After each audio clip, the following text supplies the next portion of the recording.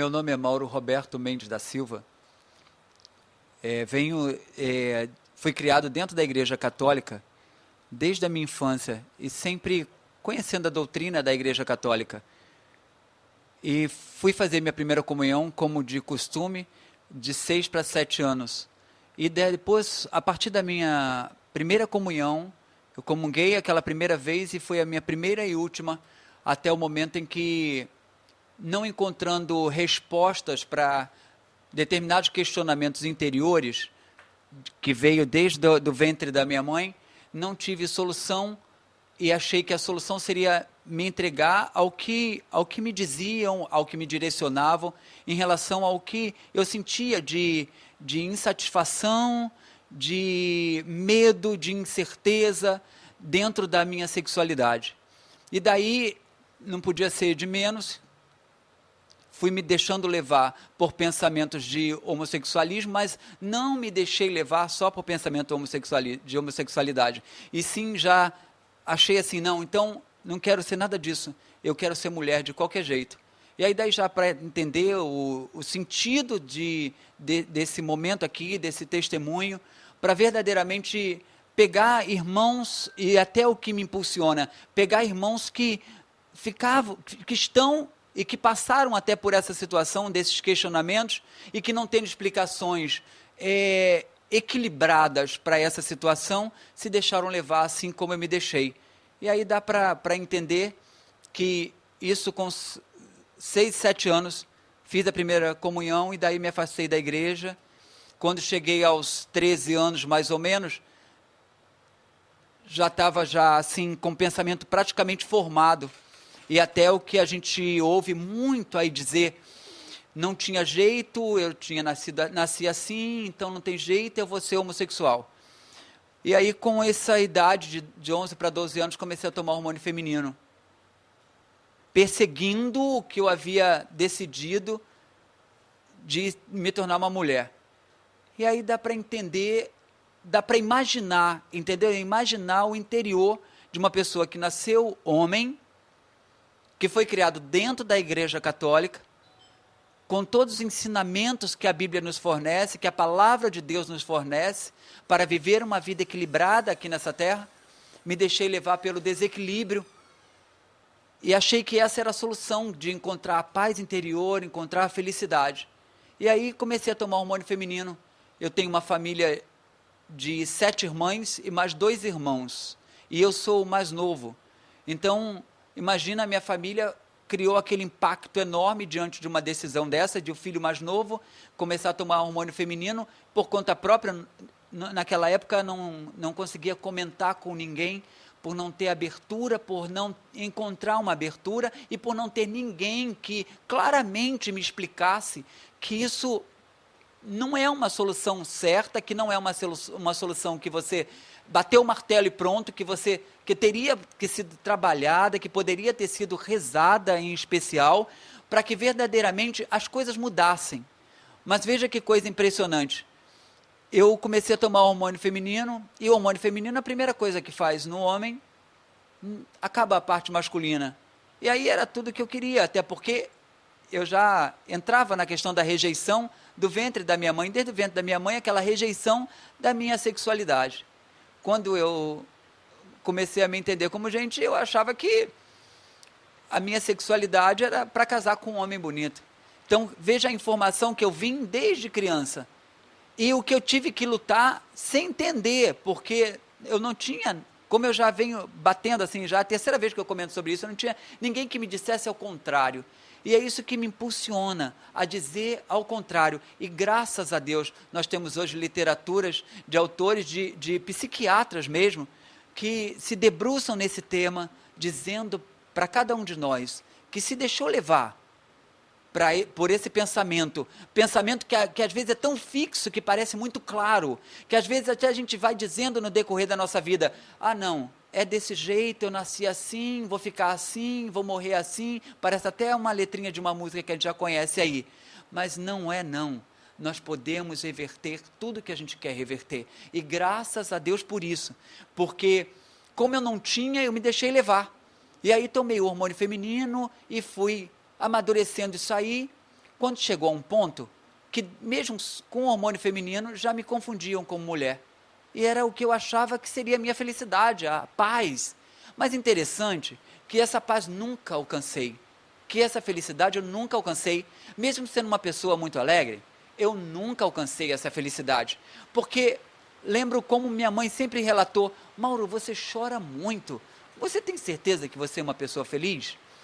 E eu dizia para ela, na minha arrogância, no meu orgulho, na minha prepotência, que não tinha jeito, que aquele era o caminho. Mas graças a Deus, mesmo depois de ter prosseguido isso tudo, mesmo depois de, quando cheguei aos 30 anos, vendo que não tinha alcançado, não conseguia alcançar essa felicidade, essa alegria, me entreguei à cirurgia plástica e até cheguei a começar a juntar um dinheiro para fazer mudança de sexo. Mas veja, de uma família de oração, de uma família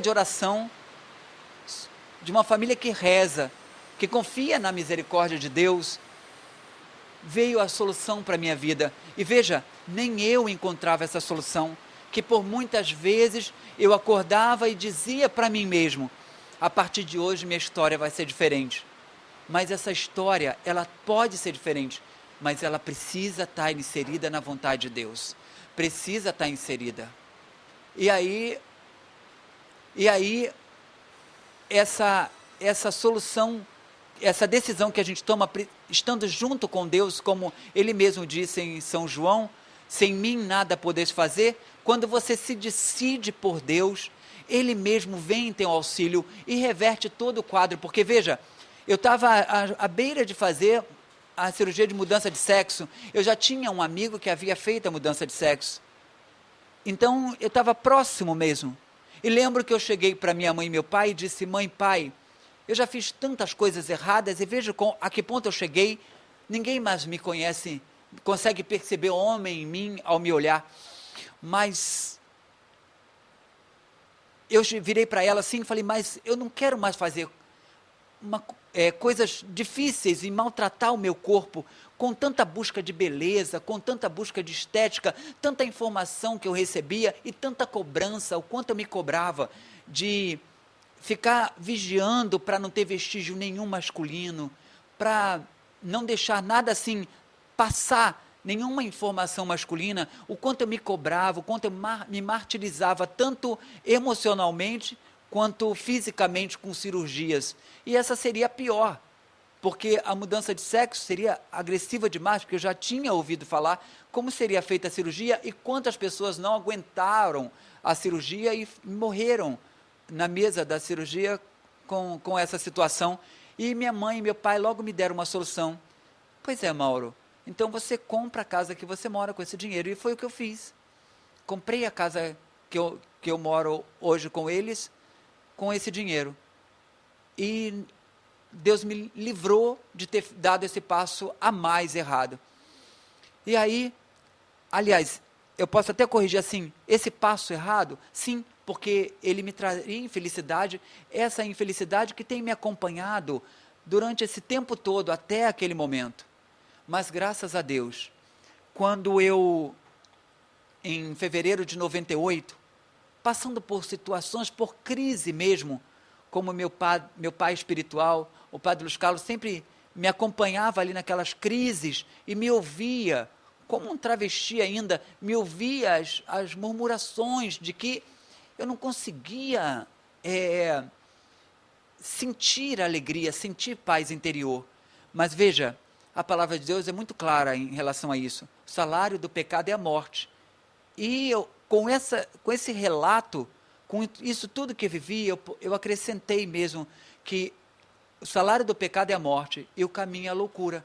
Porque essa loucura de querer reverter uma natureza, que é uma natureza masculina, me tornando tanto físico e emocionalmente com pensamento e uma estética feminina. E aí como eu encontraria uma felicidade, uma paz? Então aquele fevereiro de 98 foi um marco espiritual na minha vida, que eu tive a graça de sentir uma angústia muito grande e não tendo explicação, como eu não tinha, porque até então eu achava que nesse mundo nós viveríamos nesse mais ou menos, mas graças a Deus esse mais ou menos não há necessidade de passar por ele, porque essa felicidade existe já aqui no mundo, e essa felicidade é a misericórdia de Deus. E prosseguindo no nosso raciocínio anterior, nós dizíamos que eu estava passando um dia de grande angústia naquele carnaval de 98, naquele início do ano de 98.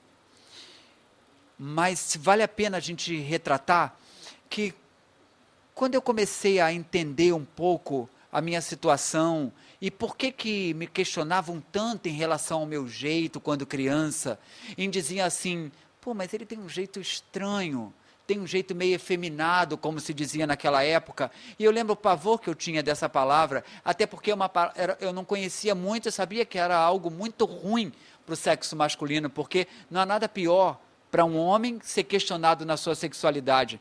Claro que é exatamente isso que leva muitas vezes a você a achar que aquilo tudo, aquele rótulo todo que te colocam, faz parte da tua vida.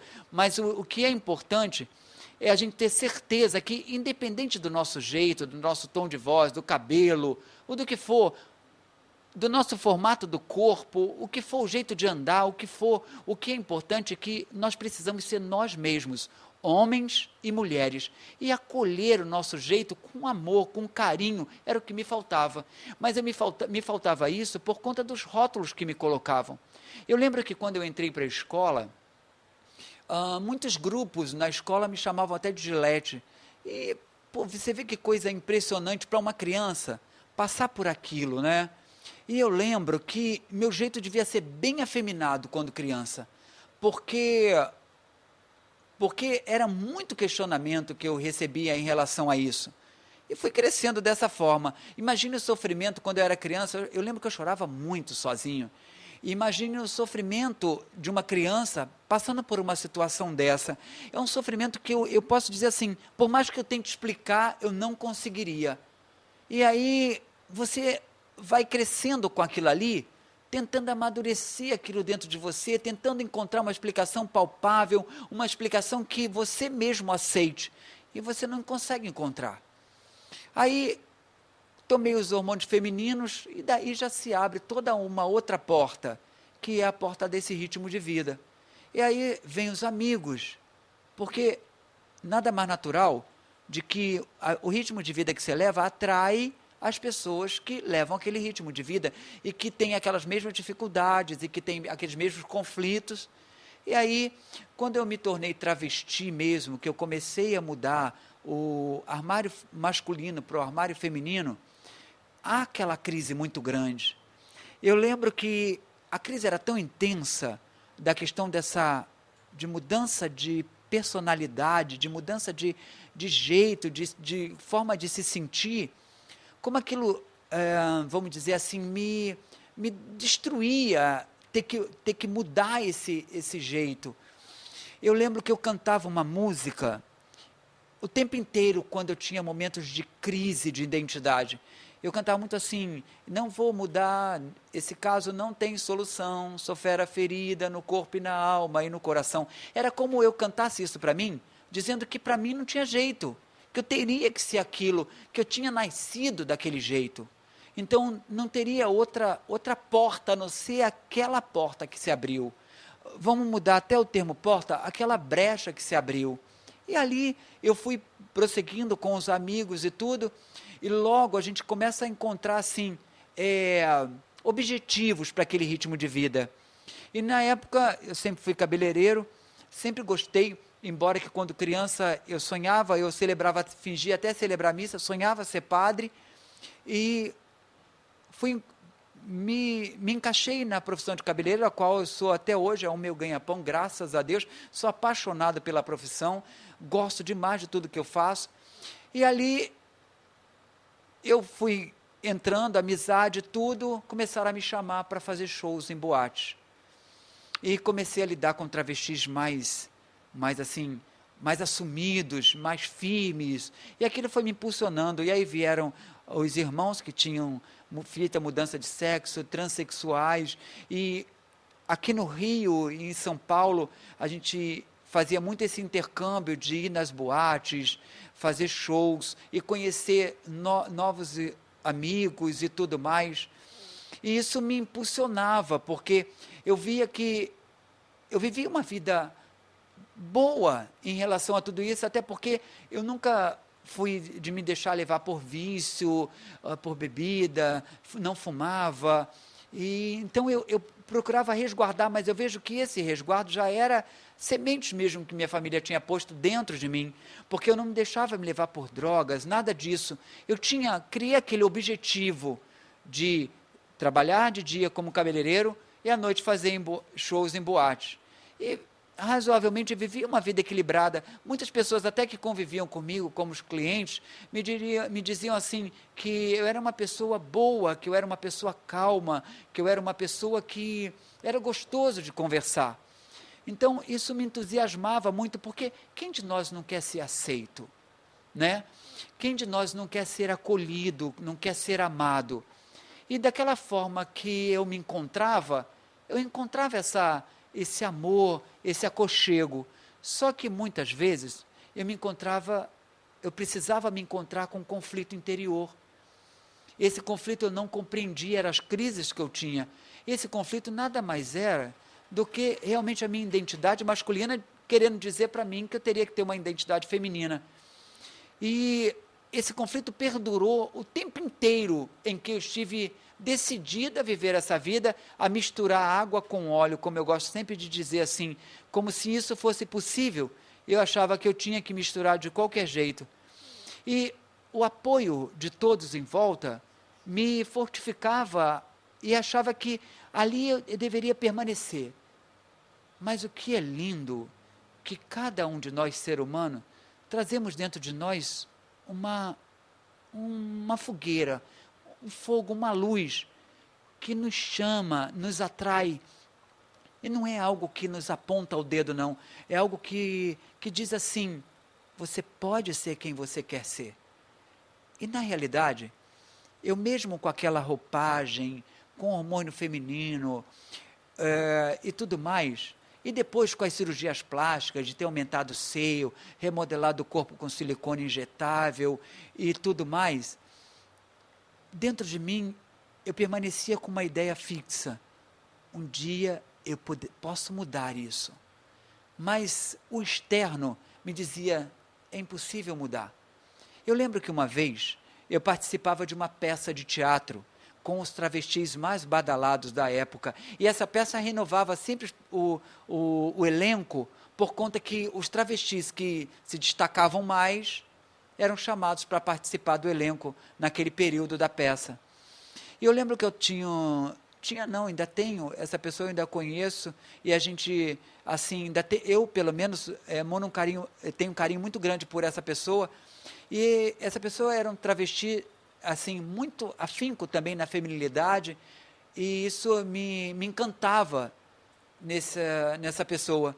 E um dia eu havia chegado do salão, e eu cheguei no camarim, e esse meu amigo travesti já estava maquiado e estava só de calcinha.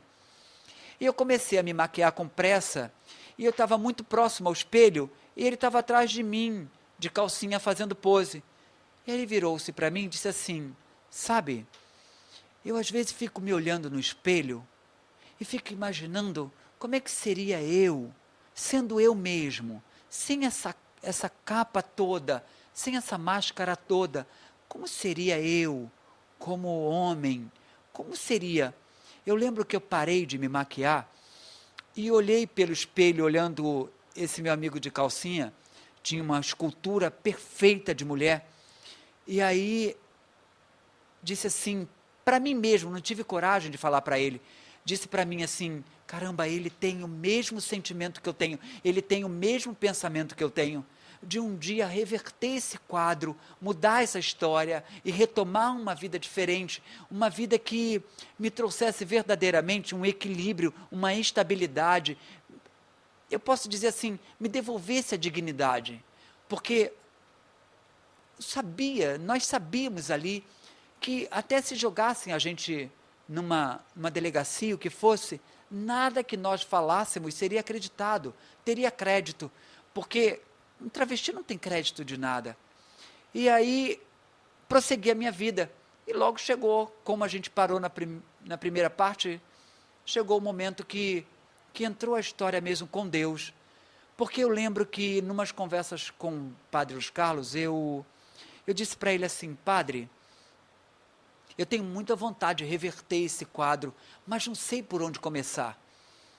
E ele falava assim: mas Mauro, vê como você acha. Ele ficava realmente tentando buscar alguma palavra que me desse uma força para essa decisão. Mas essa força veio do alto mesmo. Mas ele veio do alto por pessoas que Deus colocou no meu caminho. Naquele fevereiro de 98, eu estava passando por essa angústia e esse questionamento de novo. Mas a questão do chamado, de aparecer nas revistas, de mostrar a plástica, como eu me empenhava em academia, em maquiagens e tudo mais, eu fui para um baile gay e eu lembro que eu havia dito para o entrevistador, tinha ligado para a casa do entrevistador, que eu iria o mais pelado possível. E como eu já tinha intimidade com o entrevistador, ele falou: ah, vá sim, que eu quero brincar muito contigo na entrevista. Eu falei: então, tá bom. Aí, chegando lá, na porta do baile, eu estava enrolado numa capa, porque eu estava praticamente nu, e o segurança falou assim: não, é necessário que entre sem a capa, porque os fotógrafos estão para fotografar os travestis. E eu, claro, meu objetivo era mostrar a minha plástica, eu imediatamente tirei a capa. Não tendo onde guardar, botei lá num canto, na rua mesmo, e fui em direção, e muitos fotógrafos, tudo, fui em direção ao entrevistador. Quando eu cheguei no entrevistador, ele fez aquela festa comigo e mandou a câmera pegar de bem perto, todas as formas e tudo mais, e aquilo parecia que me completava, parecia que completava a minha angústia, mas aquilo também era uma maquiagem. Porque ao sair da entrevista com ele, uns repórteres estavam fotografando os travestis, eu estava no meio de vários travestis, e saiu uma menina, devia ter uns 17 para 18 anos, muito pequenininha, do meio daquele povo, e veio em direção a nós, travestis, mas escolheu a mim para pôr a mão. E ela botou a mão em mim, me chamando a atenção, porque a minha atenção estava focada nos flashes, e ela botou a mão em mim, e quando eu olhei para ela sorriu para mim delicadamente, e com muito amor me entregou um convite. Eu peguei da mão dela o convite, mas imediatamente eu pensei: poxa, que audácia dessa garota, vir tocar na gente. Ela nem imagina que a gente, muitos de nós aqui somos agressivos, e pode até agredi-la por ela fazer isso. Mas ela escolheu a mim e me tocou, vejo que mesmo pela bondade e a misericórdia de Deus. Eu olhei aquele convite, estava escrito assim: reunião em tal lugar, tal horário, Jesus te ama como você é, Jesus te espera lá. Quando eu li, olhei de novo, a menina já não estava mais. Mas naquele momento ali, eu fiz uma oração para Deus. Eu orei dessa forma dentro de mim: Jesus, muitas dores eu trago dentro de mim, por tudo que vivi até aqui, por tudo que experimentei até aqui de desagradável e de agradável. Mas eu tenho muita vontade de não morrer assim. E eu confio que um dia tu podes fazer alguma coisa por mim. E tu sabes que eu não queria estar aqui na frente desses flechas. Eu queria estar no lugar dessa menina. E era como se Deus tivesse me atendido ali naquele momento. Joguei o convite fora, porque eu não tinha onde guardar, eu estava nu. Entrei no baile. E isso foi em fevereiro, março, início de abril. Eu estava vestido de mulher, em casa, à noite. Como eu preservava mesmo, dormir ali a caráter como mulher, porque era a forma que eu me sentia bem, que eu achei que fosse a melhor forma para me sentir bem nessa vida. E aí eu orando um Pai Nosso e Ave Maria, porque eu não conhecia o terço, eu senti que algo mudou dentro de mim. E eu gosto de usar essa expressão, era como se fosse uma força, tinha entrado dentro de mim. Mas não foi nada assim extraordinário, uma coisa assim, não, foi algo simples, mas que foi um divisor de águas na minha vida.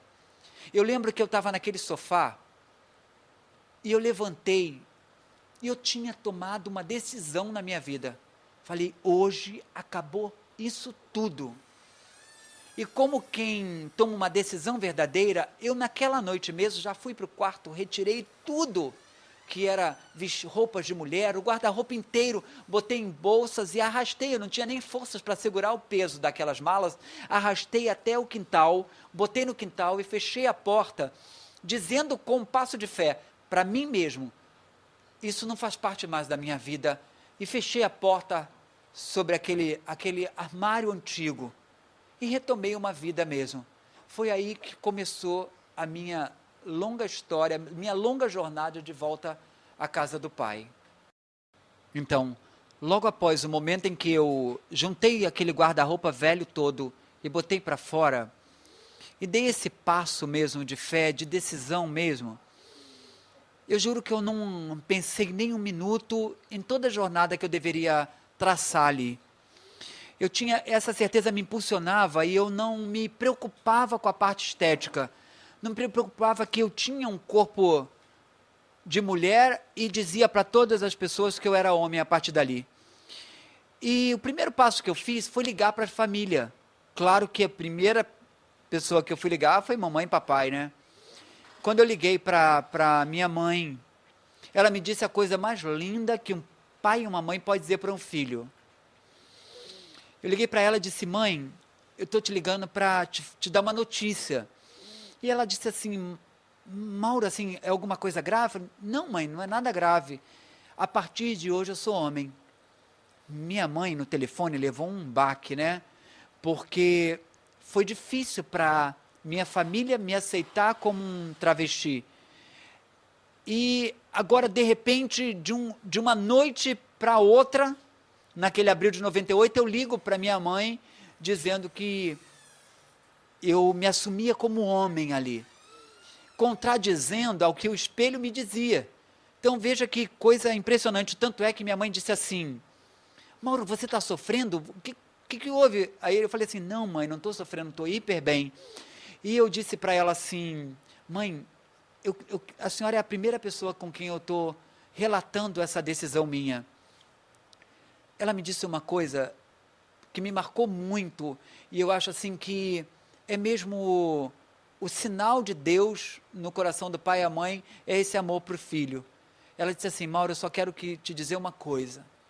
Essa notícia é espetacular, é uma notícia que eu poderia ficar pulando o dia inteiro, mas eu quero te dizer que o meu amor não vai ser diferente a partir de agora, não. Vai ser o mesmo, desde do teu nascimento, da tua decisão de ser um travesti, e a tua decisão agora de ser homem. Esse amor vai ser o mesmo sempre. Olha que coisa linda. Então veja que ela sofreu, meu pai e minha mãe sofreram, nós sabemos e imaginamos podemos imaginar o que eles sentiram nessa mudança toda de comentário, de tudo mais, e que eles tiveram que passar por cima, movido por esse amor. E aí eu comecei a avisar a família toda. Eu não tinha muito o que falar, porque eu não tinha, assim, muito conhecimento do que eu deveria falar. E eu lembro que eu dizia assim, eu aceitei Jesus, esse era o meu passo de fé, a minha decisão foi movida em ter aceitado a Jesus como Senhor. Isso me movia, é mesmo a fé com a decisão humana, a fé com a verdadeira intenção do coração. E veja que tudo contribuía ao contrário, porque eu olhava no espelho, era a mesma coisa. Eu tentava esconder, não tinha como esconder, mas para mim eu sabia que botar uma calça jeans e nunca mais botar um vestido era um passo de fé. E eu já me sentia homem ali. E aí eu tive que começar a mudar toda a questão do guarda-roupa. Comprar sunga ao invés de calcinha, comprar uma camiseta ao invés de uma blusa de decote. E assim eu fui mudando gradativamente. Mas o que é interessante é que é muito importante, em qualquer situação que a gente viva, nós nos alegrarmos com as pequenas vitórias. As pequenas vitórias nos impulsionam a alcançar as grandes vitórias. E eu me alegrava com o simples fato de colocar uma calça jeans. E veja que aquela calça jeans acentuava a minha forma feminina, mas aquela calça jeans representava a minha masculinidade, para mim.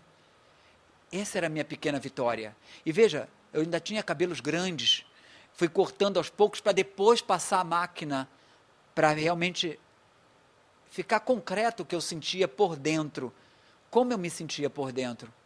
Foi aí que, poucos dias da minha conversão, uma irmã, a Eliana, e o meu cunhado André, moravam em Brasília, e em Brasília, eu já havia ligado para eles, e eles haviam recebido esse quadro aqui como presente. Só que o padre, ao dar esse quadro para eles, eles imediatamente lembraram de mim. E entre eles disseram assim, esse quadro não é para nós, esse quadro é para a única pessoa que hoje, em especial, precisa dessa misericórdia. E embrulharam o presente de novo e trouxeram para o Rio de Janeiro para mim. Quando eles chegaram lá em casa com o presente, que eu rasguei o presente, assim muito alegre da presença deles, que eu rasguei o presente, eu olhei para esse rosto de Jesus misericordioso. E foi algo muito bom para mim olhar para a face de Jesus nessa fotografia. Porque eu, ao me deparar com esse olhar sereno e esse ar de sorriso, dizendo para mim assim, que me amava, eu entendi o que eu deveria dizer para todos os meus irmãos. E foi o que eu, a partir desse presente, que eu comecei a dizer que o presente que eu tinha ganho na minha vida, o maior presente, que foi o presente da conversão, eu devia ser grato eternamente à divina misericórdia. E que tudo isso que aconteceu na minha vida e que eu tinha vencido até ali, foi obra da misericórdia. E aí eu comecei a levar o quadro. E eu lembro que eu levava o quadro para todos os lugares, como que um companheiro mesmo, porque eu fiquei sem companhia nenhuma, porque os meus amigos não queriam mais saber de mim, ninguém mais queria saber de mim. Dentro da igreja, eu tinha contato com todos, mas quem iria andar com uma pessoa igual a mim? Qual amigo, homem que queria andar com uma pessoa de seios grandes, com um homem de seios grandes? Ninguém queria, mas eu me sentia muito bem acompanhado. Não falo isso com pesar não, porque a gente compreende como é difícil, porque há muitos questionamentos, mas eu prosseguia nessa decisão. E eu levava o quadro, e eu lembro que quando eu ia dar palestra ou dar o testemunho, eu lembro que eu mostrava o quadro e pedia assim, só para ver, quem conhece já o quadro da misericórdia? E era, às vezes tinha encontro que não tinha ninguém que levantava o dedo. Hoje, eu até parei de levar o quadro, porque em todo encontro que eu vou, tem a divina misericórdia.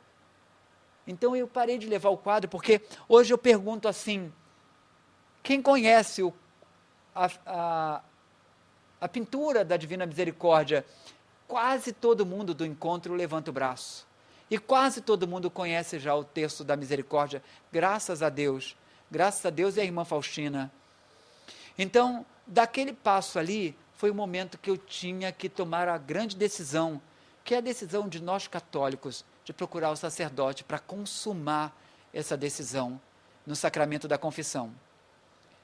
Sabe, eu lembro que isso é até hoje, e vale a pena a gente colocar, que essa decisão, imediatamente começa uma batalha quando a gente quer se confessar.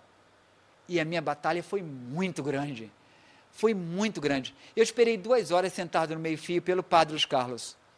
Quando ele chegou, a paróquia grande, e ele chegou meio assim, corrido, com o horário em cima, que ele ia para o presídio, e eu falei, padre, eu vim para confessar.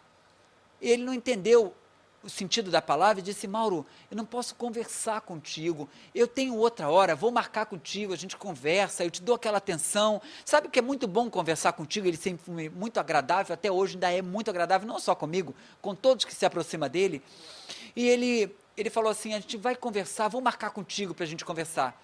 Eu olhei bem para ele e disse assim, padre, hoje eu não quero conversar, hoje eu quero confessar. Ele olhou assim para mim, pensou um pouco, disse, mas Mauro, eu não tenho tempo, eu estou atrasado para o encontro que eu tenho para ir para o presídio. E eu virei para ele e disse assim, padre, eu sei que o senhor não tem tempo, mas eu não vou tomar nem 5 minutos do seu tempo, nem isso eu vou tomar, mas eu preciso confessar agora. Ele falou assim, então entra, Mauro. Eu entrei, e foi coisa de nem 5 minutos, 3 minutos. Eu confessei meu pecado de 35 anos, em coisa de 3 minutos. E me ajoelhei nos pés do padre e disse, eu não me ajoelho nos pés de ti, padre. Eu me ajoelho porque eu tenho certeza que o Senhor é a pessoa de Jesus na minha frente. E me ajoelhei e disse para ele assim, eu renuncio e rejeito tudo que é negatividade, tudo que vivi, tudo que assumi de errado até aqui, padre, em relação a tudo que vivi afastado da igreja, afastado de Deus, não porque Deus queria, não porque a igreja queria, não por isso, mas porque eu havia me decidido por isso tudo que vivi. Mas agora eu retomo uma decisão nova, uma decisão pela vontade de Deus, pela palavra de Deus, e estou aqui a teus pés. E ele botou a mão na minha cabeça, fez uma oração e me absolveu de todos os pecados. E me disse assim, com uma voz mais firme, dizendo assim, Mauro, todos os teus pecados foram perdoados aqui. Eu olhei, levantei os olhos para ele e disse assim, padre, mas tem uma coisa que eu queria te perguntar. Um travesti é rejeitado em todos os sentidos e eu mesmo me rejeitava como pessoa. Não gostava de foto, não gostava de me ver, me achava feia em tudo. Só depois que eu me tornei um travesti que eu gostava de fotos, porque eu não me via mais quem eu era. Do jeito que eu estou, como eu estou, as pessoas ainda vão imaginar que eu sou o mesmo travesti de sempre. Todo do mesmo jeito, mas eu sei que eu não sou. Eu sei que eu não sou. Eu sou homem agora. E aí, eu quero te perguntar, eu posso desse jeito me aproximar da mesa da Eucaristia? Ele disse para mim assim, Mauro, você pode sim, e vou repetir para você, todos os teus pecados foram perdoados aqui, você pode se aproximar com confiança, porque a misericórdia de Deus agiu na tua vida e vai agir sempre. Eu saí lavado dali, saí lavado. Aquele dia foi a primeira noite que eu dormi assim, lavado, leve, acordei numa alegria e já me preparando para o domingo que se aproximava.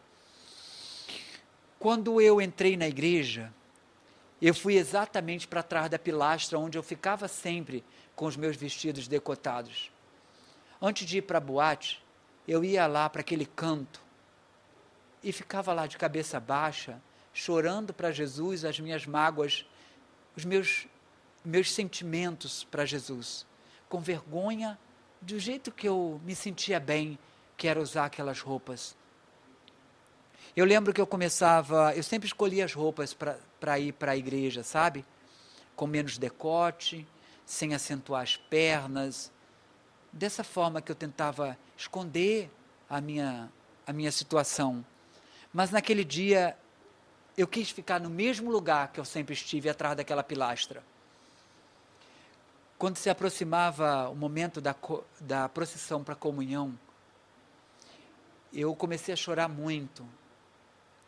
E eu chorava muito, muito, muito, como quem assim, tivesse abrido as comportas mesmo das lágrimas. Chorava desordenadamente.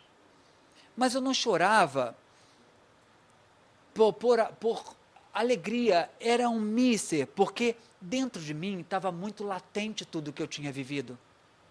E era como se alguém me acusasse, você não é digno de estar aqui, você não é digno de fazer o que você vai fazer agora, você não pode se aproximar e se misturar com as pessoas que são dignas, que têm família, que vivem uma vida digna, você não viveu e nunca vai viver uma vida digna. Isso era muito latente dentro de mim, é por isso que eu chorava, porque essas palavras me doíam. Eu lembro que era um corredor grande, a Nossa Senhora da Conceição em Realengo, é um corredor muito grande. No meio desse corredor, foi tão intenso isso tudo que a minha consciência me jogava na cara, que parecia que eu não ia aguentar chegar à comunhão. E eu continuava chorando. Mas eu disse uma coisa para aquelas vozes que vinham dentro de mim.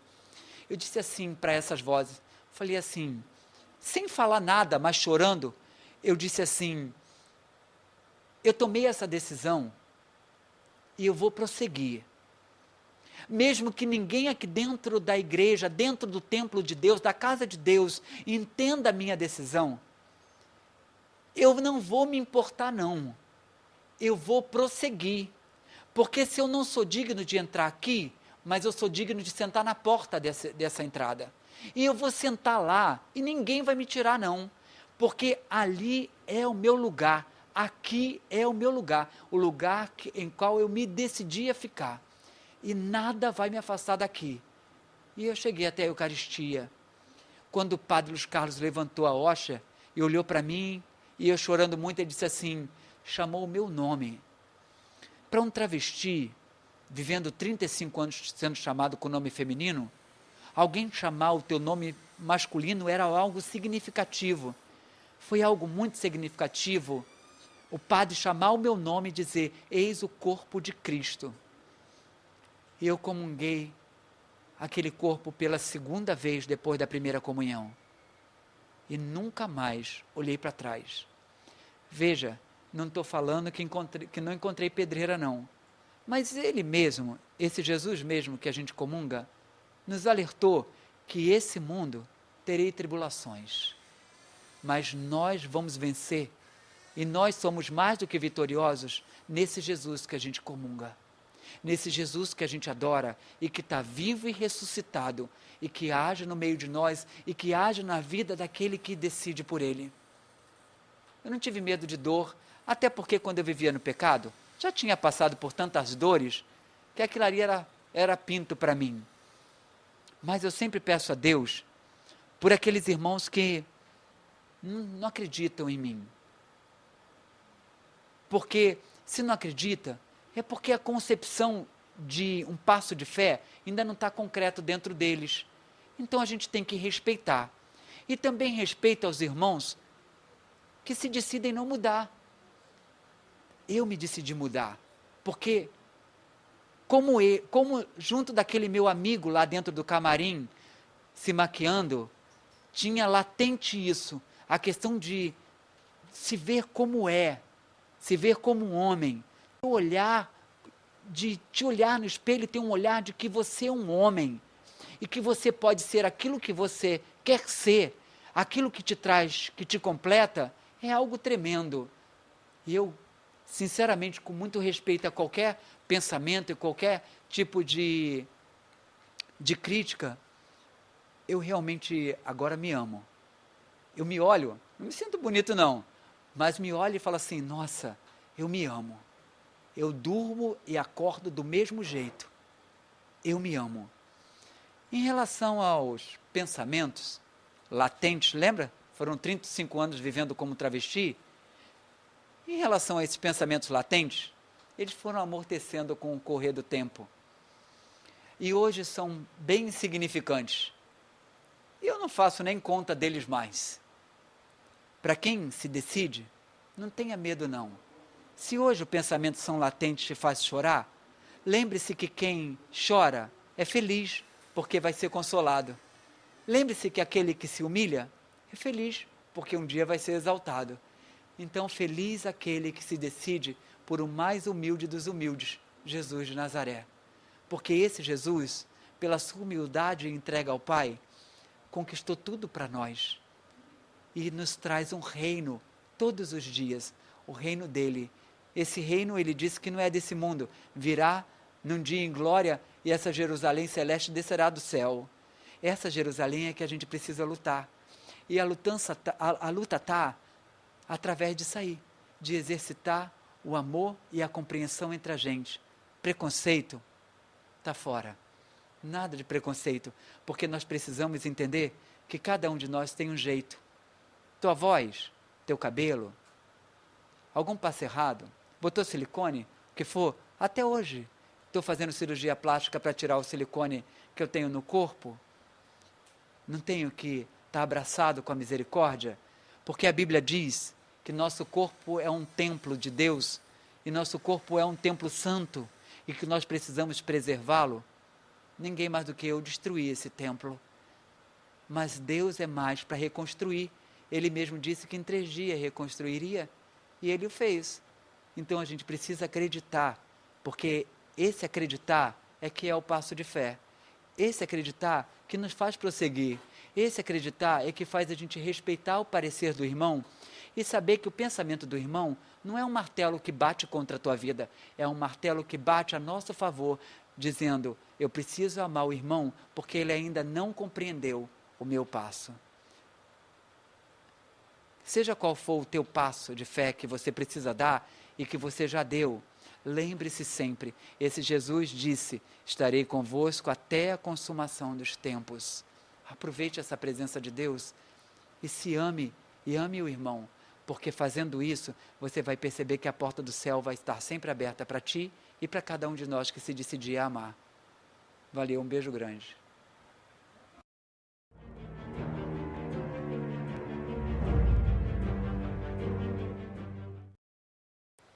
Meu nome é Mauro Roberto Mendes da Silva. Eu moro na zona oeste do Rio e venho de uma família de 10 irmãos, 3 mulheres e mais dois irmãos, 2 homens. E desde o meu nascimento, que eu comecei a perceber, quando criança ainda, eu comecei a perceber que eu tinha um jeito diferente, um jeito que as pessoas questionavam. Depois eu fui entender que esse jeito veio um pouquinho desde a gestação lá da mamãe, quanto que ela, ter filho com 40 anos naquela época e tudo, e ela não queria gravidez, e quando ela viu que não tinha jeito, ela queria muito uma filha menina de novo, uma mulher. Eu vejo que isso foi, assim, um tanto marcante para a decisão que eu tive que acabei tomando na minha adolescência. Quando criança, eu comecei a perceber que eu não era muito aceito entre os amigos, porque por conta desse jeito, desse trejeito, eu era questionado e os amigos me criticavam e botavam um pouco de lado. E me chamavam muito de bicha, de tudo quanto é sorte de nome aí, direcionado à homossexualidade. Isso foi um marco para na adolescência me decidir por tudo que eu decidi. Quando chegou esse momento, assim, 14 para 15 anos, é que, de ter sofrido tanta repressão, tanta coisa, eu me decidi ser homossexual. Mas veja que coisa impressionante. Por conta de não entender isso, eu disse assim para mim, não, mas eu não quero ser só homossexual, eu quero ser mulher. E aí me decidi ser um travesti. Naquela época, não é como hoje, era algo muito complicado. Se hoje é complicado, imagine naquela época, era uma coisa muito difícil. Mas eu gostei de estar fixando nisso aí, é a questão do sofrimento da infância. O sofrimento da infância, sem entender, ter uma explicação lógica, que eu poderia trabalhar aquilo ali, tudo, eu guardei para mim e me decidi ser um travesti na adolescência. E sem pedir ajuda de ninguém, porque eu não via como explicar isso, até porque nós não tínhamos uma abertura tão grande para isso. Meus pais e minha mãe, meus pais não compreendiam sobre isso, meus irmãos não tocavam nesse assunto, e aí eu me decidi e me tornei um travesti.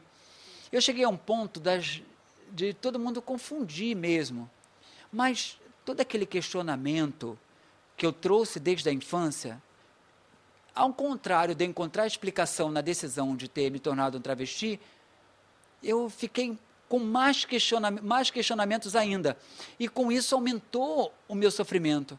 Veja, quem vê um travesti não imagina tanto dilema, tanta dificuldade, tanta coisa que a gente precisa, que a gente busca dentro da gente, o equilíbrio e o apoio até, porque a gente acaba, como a gente não consegue equilíbrio com a gente fica buscando apoio das pessoas que estão em volta. Era exatamente o que eu fazia também. Eu ficava, como travesti, procurando uma aprovação das pessoas que estavam em volta. Tanto é que a gente pode perceber que quando a gente conversa com uma pessoa que está numa situação dessa, a gente percebe como eles são amorosos, como eles são amáveis, como eles são dóceis, como eles querem te agradar sempre, o tempo inteiro. Então, veja como é fácil entender isso, porque eles querem ser compreendidos, ser entendido. Mas o principal desafio, para quem vive numa situação dessa, é a busca de si mesmo, a busca desse equilíbrio. E esse equilíbrio, eu não imaginava que esse equilíbrio estava fora dessa decisão. E que a decisão que eu tomei era uma forma contrária da busca pelo equilíbrio, da busca por essa integridade que eu lá sabia onde estava. Foi quando, depois de ter feito várias cirurgias plásticas, depois de ter feito implantes de silicone e tudo mais, eu via o único passo que eu precisava tomar, e que também seria um passo difícil, que seria a mudança de sexo.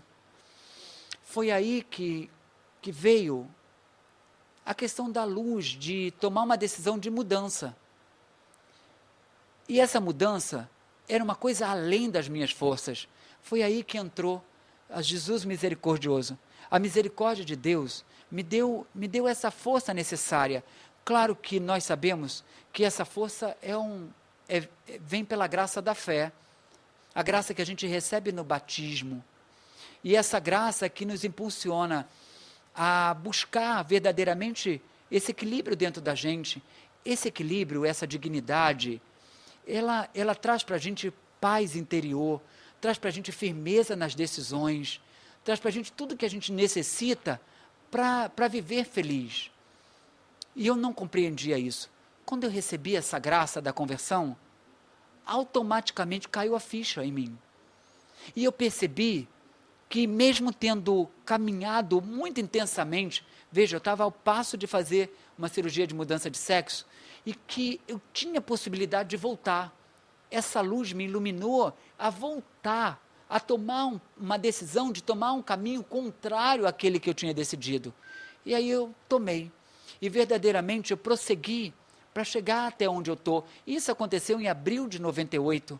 E graças a Deus, ainda vejo muita coisa que eu preciso mudar, como cada um de nós temos tantos detalhes que a gente precisa mudar, tantas coisas interiores que a gente precisa retomar dentro de nós, tantas dificuldades que precisam ser trabalhadas, tantos medos que precisam ser trabalhados. Sim, todos nós precisamos, mas quem se decide por mudar uma identidade, como mudar uma identidade masculina, é algo que traz muito desequilíbrio. Isso eu estou falando porque eu experimentei em mim e eu sei exatamente o desequilíbrio que traz. Porque você não consegue viver uma vida que é sua. Você fica à mercê das ditaduras, dos rótulos que te colocam. E esse rótulo muitas vezes dói muito. Dói fisicamente e dói espiritualmente. O físico porque você vai para cirurgias, vai se agredindo, sem perceber. E vale a pena até fechar assim, depois da minha conversão e depois de toda essa decisão de mudança e que eu fiz as cirurgias reparadoras e tudo mais, eu tive a oportunidade de ver uma entrevista de um transexual. Esse transexual falou uma coisa que me marcou muito e que resume isso tudo que eu quero dizer. Ele ainda é uma pessoa que vive assim, em afinco essa decisão de contrapor a natureza. Ele, após voltar da cirurgia de mudança de sexo, em que ele estava se recuperando da cirurgia, a primeira vez que ele foi olhar a cirurgia no espelho, ele olhou e disse para ele mesmo, isso ele relatando na entrevista, em rede nacional, na TV, ele disse assim, como pode um ser humano se maltratar tanto? Daí dá para sentir a dor de quem não tem alguém que possa dizer, não existe um caminho, tem como mudar, basta você querer. Você querendo, imediatamente a mudança vem para você. E foi o que eu fiz, o que eu me decidi e que eu prossigo a fazer. E repetindo sempre para mim, a minha decisão é que faz as coisas acontecerem na minha vida. Aqui eu termino já agradecendo mesmo pela atenção e por todo esse carinho que eu tenho recebido a todos que me rodeiam e a todos até que me ouvem muitas vezes em palestra. e vêm dizer para mim o quanto essa decisão, o quanto o relato dessa decisão mudou a vida de cada um deles e trouxe mais equilíbrio, mais felicidade, mais paz interior. Obrigado por tudo.